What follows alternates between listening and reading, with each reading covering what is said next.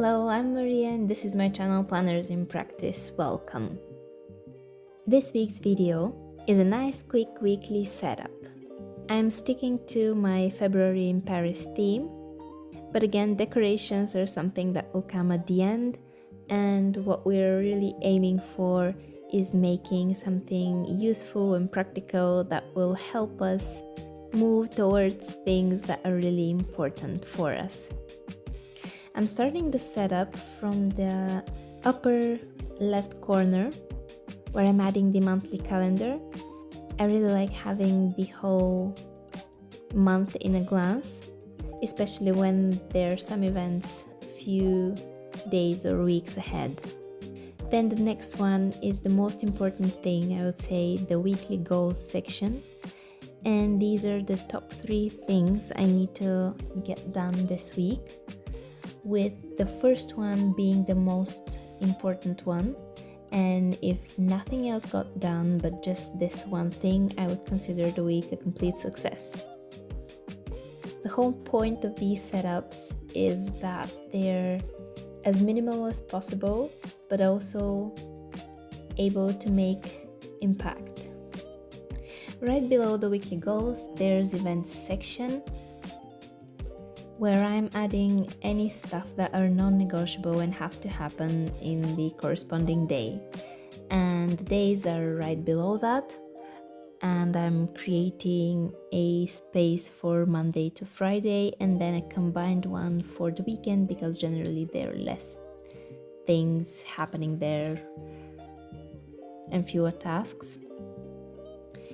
On the side there's a notes section that I'm not really sure I'm gonna use, because what I've seen so far is that I resort to the notes and ideas spreads for the month, and these sections that I'm leaving in the weekly spreads are not really utilized because I don't have enough space. Usually stuff that I want to write down requires much more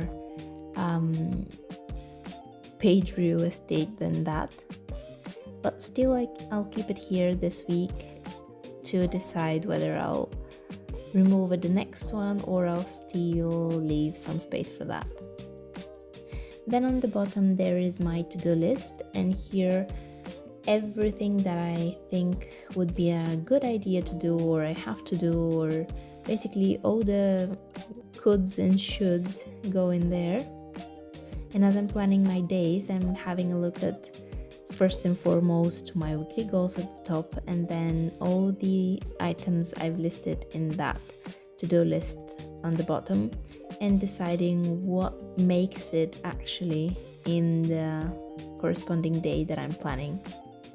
I've left space for 15 to-do items, and even that is maybe a bit much because I'm really trying to narrow down my focus and the things that I'm paying attention to and things I'm doing.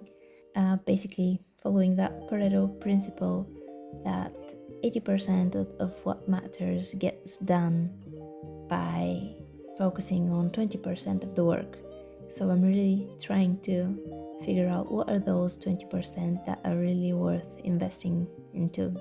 Then in the upper right, you can see my weekly reflection section, and this is something I absolutely have to have. It's a non-negotiable, and they're the wins, the challenges, and stuff for next week. And I'm usually filling this out as I go during the week, but also with my weekly planning session. Having those really helps me take account of the good stuff that happened, see any patterns in the challenges section. Is there something repeating week to week? And then for next week, there are always stuff that I am doing, and then I need a reminder or something like that for the following week, and that's what goes in there. Then I'm moving on to some decorations, nothing too fancy, just a few macaroons and a few hearts to go with the theme. If you enjoy adding decorations like me and you have the time to do it, then by all means go ahead. I hope you found something useful in this week's setup, and if you did, feel free to share in the comments which section or bit is the one that you try and how is that working for you. I'd love to hear more about your journey. Have a great week and see you in the next one. Bye!